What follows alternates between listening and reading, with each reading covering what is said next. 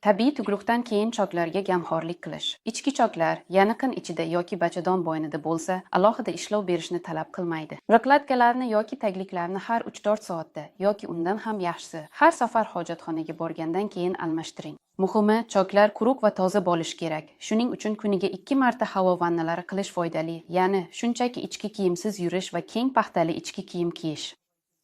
Sivik pufagini har 2-3 soatda bo'shatib turing. Bu bachadon qisqarishini yaxshilaydi. Har kuni ichak harakatini nazorat qiling va ayniqsa tugruqdan keyingi birinchi kuni ich qotishdan saqlaning. Dastlab katta hojatga borish qo'rqinchli bo'lishi mumkin. Shuning uchun glitserinli shamlar yoki mikroklizma ishlating.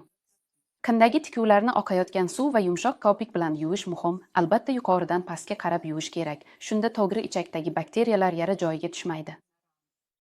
Yuvib bo'lgandan so'ng tikuvni quritish harakati bilan quriting va tikuvni sochiq bilan quritmang. Birinchi hafta o'tirish og'riqli bo'ladi. Shuning uchun qattiq joyga chetiga ehtiyotkorlik bilan o'tirishga harakat qiling. Biroq hojatxonaga birinchi kundan boshlab borish mumkin.